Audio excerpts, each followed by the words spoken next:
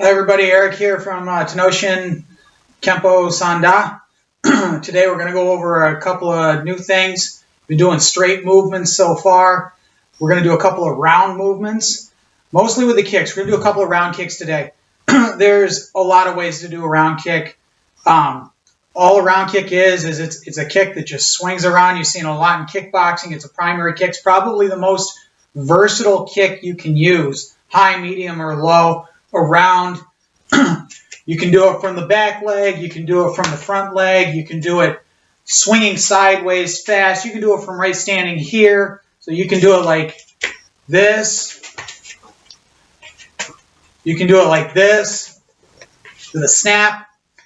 You can do it with a hammer kick. So, okay, that's pulling your toes back. So what you're doing is you're hitting same way you'd hit with a hammer. You smack with a hammer, you're pulling your toes back. If you're wearing shoes, you're going to hit with that. I like to wear boots, so of course the toes become a weapon. Some people actually use the toes even barefoot. It's like being stabbed. But the way that I prefer to use it is really close range when I'm going low, which means I'm going to stand and I'm going to just snap from my knee. I pivot my foot, turning my foot like this, like you're putting out a cigarette. Okay? As I do that, I'm going to roll my hip with it. My knee is going to follow my hip. So my foot's going to pivot. My hip's going to follow that. My knee's going to follow my hip like I'm doing a round knee strike. And then I'm going to flick my toes out. Okay? It creates a lashing effect, kind of like a whip. Okay? Or a chain with a stick on it, like a set of nunchucks, you know? So you can hit with a shin, or you can hit with the top of the foot, the instep. People say, oh, don't hit with the top of the foot. Look, in the real world, you don't get a choice. It'll hit what hits, so you better condition everything. They're like, it's a lot of small bones in the foot. It's a lot of small bones in the hand, and you still punch. It doesn't make a difference. All you do is you just prepare for it, okay? I'll slap with the top of my foot, or I'll hit with my shin. It's a harder hit if you hit with the shin in terms of, like, mass force. But in terms of speed and snap, it's like slapping somebody in the leg or in the head. Wherever you hit, you're going to slap them hard with the top of your foot. So if your foot's conditioned for it, then you're just going to slap hard. You won't hurt you. You'll hurt them. So the way that I prefer to do it, I don't prefer to do the Thai style where I do a side shuffle and then hit. Sometimes it's appropriate. It's not what I really like to do because I'm usually pretty close to somebody. Usually about here. So when I'm here, this is going to be a really short range move. Same thing when I'm close on the lead side. Okay? Or a switch kick. Okay? So if I'm here and I'm doing face to face, I'm toe to toe with you. I go punches, that's going to sneak in. And that's going to sneak in. It's a short range move because the guy's literally right here. Okay? I might be clinching up. You can clinch with a guy and you can still throw the kick. Okay? It works great in a lot of ranges. Round kick is the most versatile kick that you're going to have. Now, if I do it off my lead side, I can do it as what I call a round foot jab, which means that I skip and I just flick my toes out. That is deceptively painful. I demonstrate a lot when I have students and they're like, well, I don't quite understand. I'm like, okay, flex your leg. They'll flex their leg. They'll get into a good stance. They may do a lot of squats or something like that. They got a good strong leg. And I'll just clip them. And they've had enough. With a flexed leg, I'm not actually in a confrontation hitting you when your leg is flexed. You don't know that's coming. So it's even worse for you. So as a demo, I'll just flick. The top of my foot will slap them right here. Okay, there's a lot of nerves right here, and that's it. They're done. They don't ever want to feel that again. Their words. Same thing if it's the reverse side. I'll say flex. They'll go, and I'll just hit it, and they'll be, oh, that's it. No, I've gotten some pretty funny reactions from people, but so I like to keep everything short. Whether I'm here, if I'm really close, I'm going to use the switch kick. And it's going to be a switch kick like that. Not like the Thai style where they go and they go off camera. That's a big move because Thai fighters, the Thai people are small. Like, they're really small. So they need a big move to get a big effect. The really good ones don't need that big a move, but a lot of them need a really big move to get an effect. But let's say someone more my size, I'm 225 pounds. So I don't need a big move. I need this. I need a quicker move because I'm usually stereotyped as someone who should be slower than I am, but I'm not slower than I am. It's all about efficiency. Okay? Here, I don't fall for that stereotype. I'm quick. But it's because of a lot of training. It's not a natural thing for someone of my body type. I just cut out the extra movements of every set. So every technique has to be as sharp and efficient as possible. Same thing applies here. So let's say I'm going to start with the reverse round kicks, the easiest one to learn. All I'm going to do is I'm going to turn, and I'm going to do this from the side. My front foot is going to pivot so the toe is 45 degrees out. As I do that, I'm going to flex my leg. I'm going to drop into it. And this one, the heel is going to come up. Okay? I'm not going to invert my knee really deep. I'm really just looking to do this. Okay? Because that knee is going to lead my leg. Okay? Where that knee goes, my foot is going to go. So if my knee is inverted, then my foot's going to go that way. Okay? So I need my knee to come in an arcing motion around so that my leg comes around with it. Okay? If I don't do that, I'm going to overshoot my own center line, and I'm going to kick over here, but the target's over here. The kick should end here. So I'm here, and my kick should end there, outside my hip. It should not end where my belt is or past it. Okay? It's different if you do a follow-through, if you do a swing kick. Okay? Because that's like a machete. That's going to cut through everything you hit. That also has a different angle to it. It goes up to down. That's a different kick.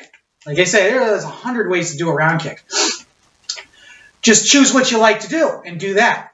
Have a couple of different ways to do it that you like. One way is not enough. What if somebody's ready for that? Have a contingency plan. So for me, it's this. My knee is going to stay at around 45 degrees as it locks out. It only locks out for a second. It's got to snap back. Kick, just like the punch, is not done until the leg is back where it started, okay, or close enough. So with this kick, because it's so short, I don't have time to do that overroll of the hip. That's for a wider movement. I need to go here, kick, and I'm bringing my leg up into your quad, hitting it hard enough to start tearing the muscle away from the bone, okay? Once I do that, if you're trained, you'll be able to take a fair amount of damage and keep going. Sorry, most people that think they're trained aren't, and they can't handle 2 of these kicks with full intent. Okay? A lot of people think they can. Hey, that's theory. They think they can. They don't know. They don't know for sure. They're hoping that they're right, and they're usually not. So I'm here. I pivot out, roll my hip. My knee stays facing the outside of the target. My heel is up. Okay? And then I keep my hip rolling. I keep my foot pivoting as far as it needs to go. And I just snap. Okay? Doesn't look like much, but until you felt it, don't judge. Don't judge because you have no idea how much it sucks to get hit like this from someone that's not even trying. Okay? And someone who knows what they're doing, they don't even look like they're trying. They don't even look like they care about it. They're just going to go whack, and you're going to go, I'm done for the day. All right? And so that's how you do the reverse round kick at short range. Can you bring it higher? Sure, you can bring it higher. There are guys that can kick somebody in the head from elbowing range or from grabbing range. Some people can do it. I used to be able to do it. I'm old now. I can't do it anymore. I keep my kicks from the chest down, typically. If my kicks go higher than that, it's probably more calisthenic than practical. It's just a matter of staying flexible. So I don't worry about it too much. Remember, it's about being pragmatic. I'm not trying to look good when I'm defending myself. I'm going to look good in that hospital bed if all I'm looking for is vanity in a fight. That's just stupid. Don't do that. This is not the channel for you if you think that that's what you're going to do. If you want to do that kind of stuff, go to Hollywood and get into a movie. Okay, you'll live longer. Maybe. So that's how you do the reverse side. Okay? Sometimes you'll hit a target like that and you won't rebound back to where you started. That's okay. Retract your leg and put it down in front. That's fine too. Both are acceptable. The point is intent. Do you mean to be there? If you didn't mean to be there and you accidentally got there, well then it's not a skill. That was pure luck and it's not going to help you twice. Okay? Okay, so now we're going to do the lead side. We're just going to cover these two kicks, these two basic kicks. And you're going to mainly see these kicks in K1 kickboxing or Kyokushin bare knuckle karate because that's toe-to-toe stuff. And in fact, K1 kickboxing and Kyokushin karate are the same martial art at the core. K1 kickboxing came from Kyokushin. That's why the K is actually, there's a lot of Ks. One, it just means first. All right? But the K stands for Karate Kempo Kickboxing. So K1 kickboxing is karate. That's just how it always has been. It's Dutch karate. All right? So we went through the back one. Now we're going to go through the front one. The front one is going to be a switch kick. This is a tricky move. Okay? A lot of people get this wrong because all they do is they just switch their feet like this and then they think they're going to kick. That's not what you do. What you're doing is you're temporarily turning your lead hip into your rear hip while cutting an angle around 45 degrees. So what I'm doing is I'm going this way. I'm going to switch my feet. I'm going to go 1, 2. The idea here is to go 1, 2 with a hop. Not a hop, but kind of a slide hop. So what I'm going to do is this.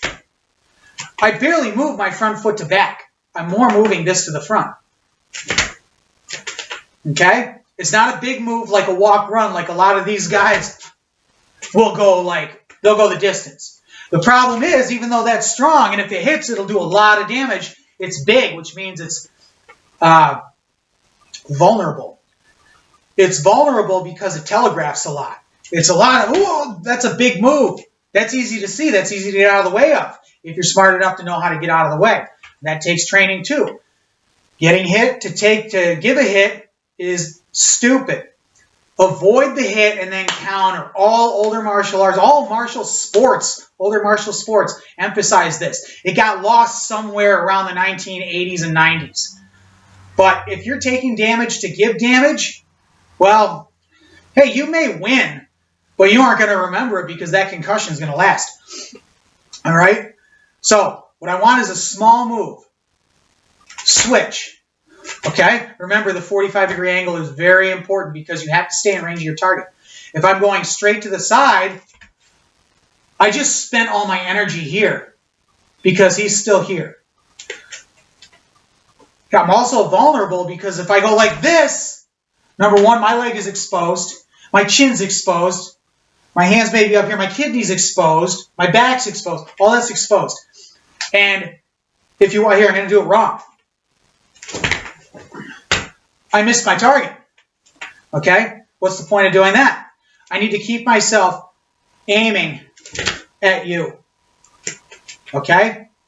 Here, and then I'm just going to snap the leg. Okay? This is not a swingy move. This is a snappy, sharp move. Okay? This is a choppy technique. I say that what you are is you're a machete, not a baseball bat. You don't need a big move to get a good effect when you're sharp. Okay? So we're here, and I'm going to go, and I'm just going to flick it out. Think it doesn't hurt? Sit there and take one. See how it feels. Go ahead and flex your leg. See how it feels. You can say that it doesn't hurt all you want until you feel it. Okay? Now, to make this work, you have to put your hands into this. This is a choppy action. This goes for both sides, by the way. So if I was doing a reverse side, I want to do this. I like using the two-finger approach. I'll take 2 fingers, I'll point this way. Okay? This hand will be down here, 2 fingers also. Now, when I throw the kick, my hands are going to do this. Okay? So I have 2 laser pointers. I'm going to go 1, 2. That creates a counterbalance. That counterbalance is going to help me maintain the structure of my technique. So if I'm here and I go, I may seem like I'm doing it a little bit lazy, but the point is the structure is there. Okay, can I do it higher? Yeah, I can do it higher. Most of you are not going to be interested in doing a higher right away, not if you're going to get the technique right. Same thing if I do it on the other side. If I do it on the other side, I'm going to go here, and then I'm going to switch. This hand is down here. And then I'm going to reverse it. Okay? That's all I'm doing.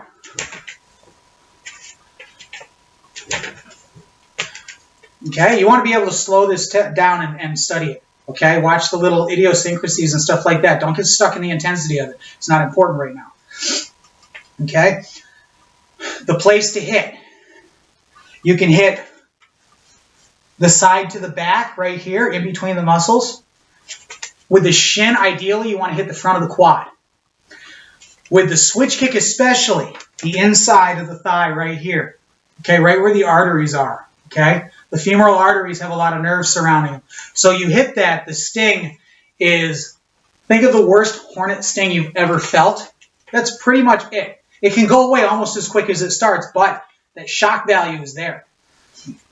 Okay, so we go 1, 2, 1, 2. Okay, and I'm just doing it low because lower is more pragmatic. It works better. I have done this kick in the real world situations in order to avoid causing serious damage. It very rarely causes permanent injury. It causes shock injury, which means that the guy is so caught up in the pain of the moment that it's over. Okay? If you take someone's base away, you take their foundation away, you tend to take their spirit away from the fight too. Especially if they just think they're tough and they might be big and they have no real training and they think that just because they're big that they can handle a lot of damage or pressure. They can't. Not like this. Not like this. Experience is proven. Okay, so right here in the bottom, you can hit the ribs too. I like it. You hit the ribs, you hit the spleen, you hit the liver. That, you know, that's a fight ender right there. Ponjor kick. People cannot handle a liver shot. I don't care who they think they are. I'm going to say that a lot. I'm going to say a lot of I don't care who they think they are because the fact is it doesn't matter. They don't know how to take a hit. Some of the guys that are actually pretty good at fighting, they still don't know how to take a hit. They know how to hand it out. They don't know how to take it. Okay? If you can't take it as well as handing it out, you have no business in the game.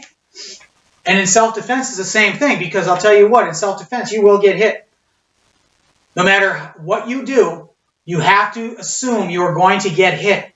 And you have to be okay with that. You have to accept the risk in order to survive the encounter. Okay? That's why it's better to get mad than be scared.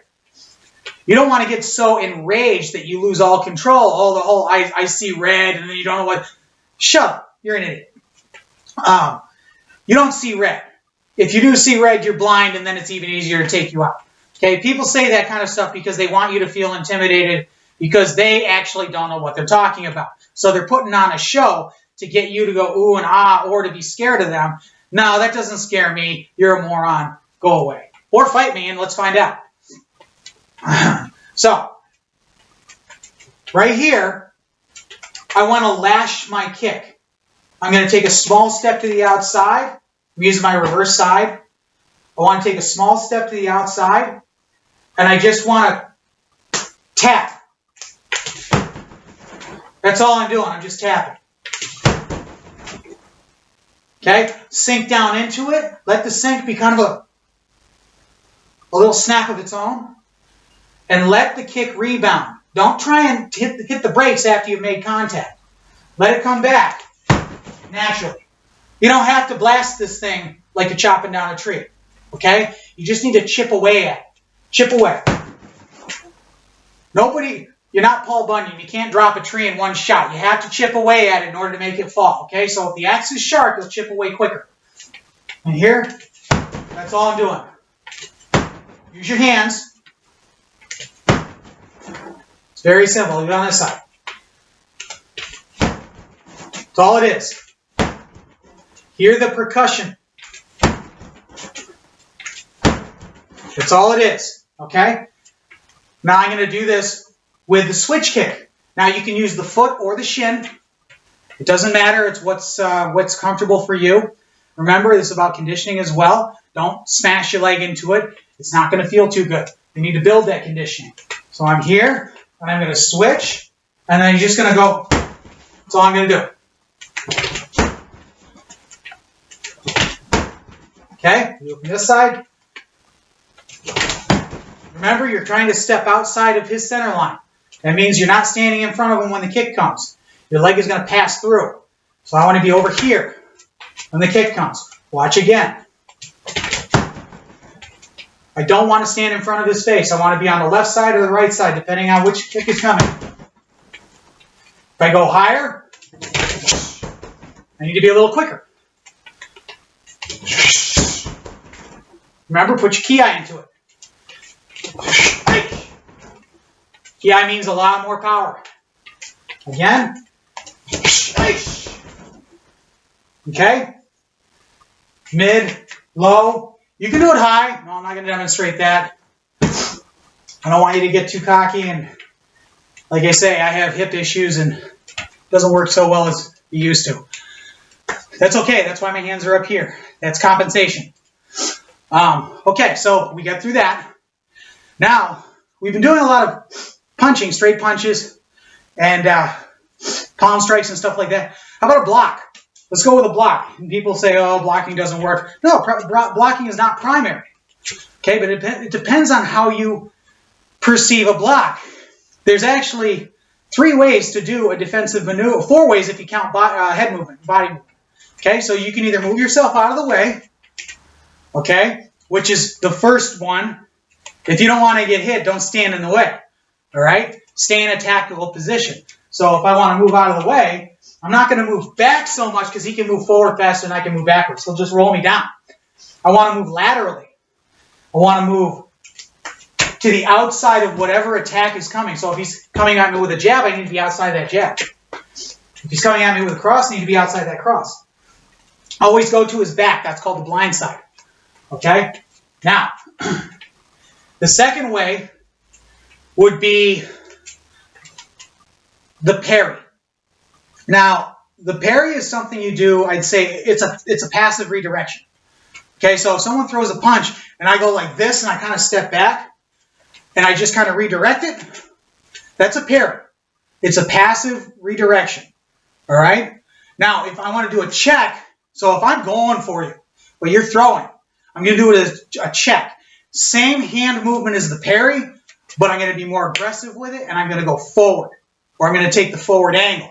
If I take the backward angle with a parry, well, he can still step up and hurt me. So that might be what I'd use if I was trying to still de-escalate when someone is not really a threat, but a nuisance, and he's being hostile. Or she. So if someone I don't perceive as a real threat, someone who can't knock me out, someone who probably couldn't hurt me if they did hit me, I'll probably parry and still talk. Not always. Not always. Sometimes I won't do that because that's enough. But if someone is super aggressive or bigger than me or anything like that, what I'll use is a check. Now, you can check or parry inside reverse, outside reverse. So I'll be here, and you'll see it in boxing. They do a lot of this. They do a lot of this. If they're going backwards, that's a parry. If they go forward, boom, and then they hit a cross or a jab, that's a check. A check goes forward with his defense into a forward offense. Okay? There's the outside check or the outside parry. If I'm going backwards, I go like this. So they're coming at me with a straight punch, and my hand is down here. They're coming at me with a straight punch. I go outside that, and I flick it away, but I'm going backwards. That's still a reverse parry or an outside parry. If I'm going in with it, I'm getting inside. They throw the jab, and I go here. That's an outside check. Okay? That's the only difference is am I going in or am I coming out? Okay? If I'm doing a block, there's a misconception about blocks. They think that the checks and parries are blocks. They're not blocks. A block is something that stops the target, stops the weapon, turns the weapon into the target. There's actually very few blocks. If someone's coming at you with an overhand, and you do a rising block, or in boxing it's called a roof block, it stops them dead. That's a block. If you're coming at me with a body punch, and I go like this with an inside block, this isn't a block. This is a redirect. This is a hard check, okay? If you're coming at me with whatever, another straight punch is coming to my chest, and I step out and I do a curl block, it's not a block. It's still a check, okay? If you're coming at me with an uppercut and I drop a down block onto it, that's a block because that hits and drops it back. It smashes into it, okay? So what you're looking for is blocks are about destruction. They're about breaking the weapon that's coming at you, okay? If it was a sword play, it'd be called a beat, okay? So if someone comes at you, you beat. You're hitting the weapon, okay? You're attacking the weapon. That way the weapon goes somewhere else, and then the targets are open. The primary targets are open, center, mass, head. So today, you also want to know how to turn those blocks from an attack to the limb to an attack to the body. Anything you can do to a limb, you can do to the body. Any defense you can do to the arm or to the leg, you can do to the head and the body. Okay? If I want to take something like a check, I go check like this, you can easily slap a guy in the face with that. Okay? Now it becomes a palm strike. So if I go boom, he goes this, I do this, and I stop it. Okay? But if he's not doing that, and I'm here, and he decides that he wants same movement, a little more aggression. Okay? If he's throwing his jab and I'm going like this, I use my reverse side. He's being like that. Same move. Just as an example, we won't get into those today. What we're doing is we're doing a rising block. Okay, you see it a lot in styles. Hey, here, I don't care if you do it like this, or you do it like this, or you do it like this. Okay? You do it right, it has the same effects, the same move. All right? So with this, do not use this against a straight punch. Someone goes like this. This is not going to work. Okay? A lot of traditional styles, they do that. I know why, and I guess it's feasible, because if you can use the rising block on a straight punch, then you can use a rising block on a swing. That's fine, but nobody ever practices to use it against swings, so it loses its credibility. With us, the only time you'll use this block is when someone is throwing something down at you. Okay? Because it'll crack them real good. I'm intending to hit you in the arm. You are not intending to hit me with your arm. You're trying to hit me with your fist. So your arm is not prepared for impact. That's my advantage. My arm is intending to hit your arm. Your arm is not intending to hit my head. So it's not prepared for a sudden snap. Now, that's the thing. If I do it like this, I'm going to do it here. You're going to do it square. I'm going to come up like an uppercut. And I'm going to roll it out. And notice that my fist is over my head. My elbow is out, and I'm at 45 degrees. Because that's the direction that the strike is coming from. Okay? Strike is coming from this. I need to meet it. So I'm here, and I'm going to go 1, 2, uppercut, uppercut, uppercut, flick out. 1, 2. You can do it like this to start it off. Do both hands. Create the roof over your head. I'm projected out. I'm not over my own head. Because if I'm here and I try and do that, I'm too late. It's going to crush me. Because I need to go into him in order to make this work. He throws, I need to duck under it and use it. Okay? Duck under it, boom, my counter's there. Or if you're really close, your elbow's there.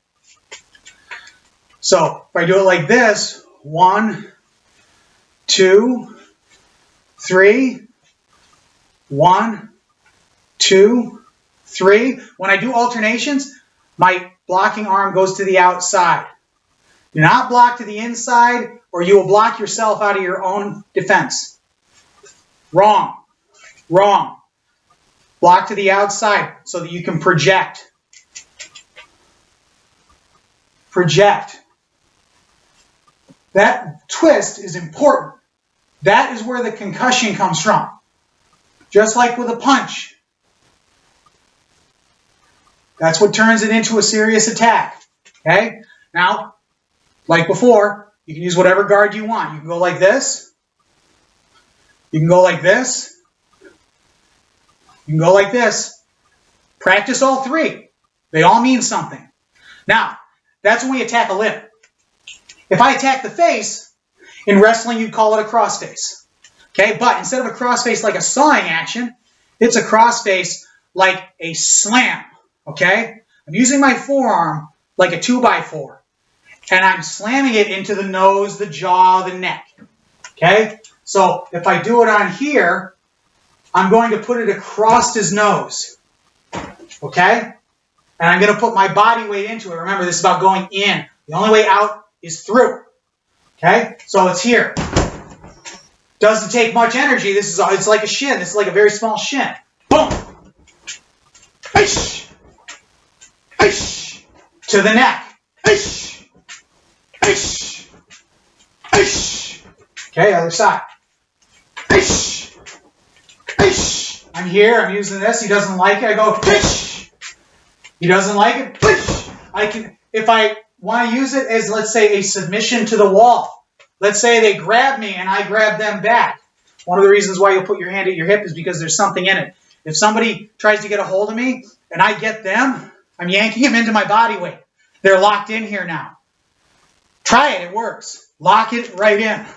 You're holding a wrist. You're holding an elbow. It'd be called an arm drag if it was wrestling. Okay, in wrestling, you'll use an arm drag to get by somebody. That's this. Okay? Why is it here practically? Something's in it. A leg or an arm or something. If it was the case with this, and I had a wall behind him, and I need to kind of submit him down without seriously hurting him, I may grab him and lock him. Now he's in close. I'm going to bring this in here, and I'm going to put my forearm right across his neck, and I'll press him into the wall. Okay? Don't press so much that things start to crack. Still a dangerous move, but sometimes you have no choice. The point is, your defense can be your offense. Ish! Ish! Okay? This stuff has to work. If it doesn't work, you're wasting your time. The key here is, this is a fight. The fight world is a culture. It's a warrior culture. It's an aspect of warriorhood, but it's the primary aspect. Weapons are taught second for a reason. If you can't control your body, there's no way you're going to be able to control a weapon. You start from the inside and work your way out. Modern warfare has a lot of it backwards. They train you to use the weapons and all the cool toys and stuff like that. They don't train you how to use yourself as a weapon, though. Or what they do is just really rudimentary stuff that any professional fighter or anybody who's ever been in real scraps where they don't have the luxury of weapons will cringe. That's just how it is. Watch some of these. Watch the women's self-defense. It does not work. Okay? It's not that the techniques don't have some aspect that's true. It's the execution is horrible. The execution is very bad because they're working off of theory, and theories are perfect on paper. Theories always work on paper. Once you're in the pressure test of actual confrontation, and this is where we get into competition as being important, competition is a pressure test. Unlike sparring, which is also very important, in sparring, you're usually dealing with people you know, friends, people you don't want to hit hard. You're going to hold back a hell of a lot because even though it's hard contact or even full contact, you're not going to go that hard. You don't want to hurt your friends.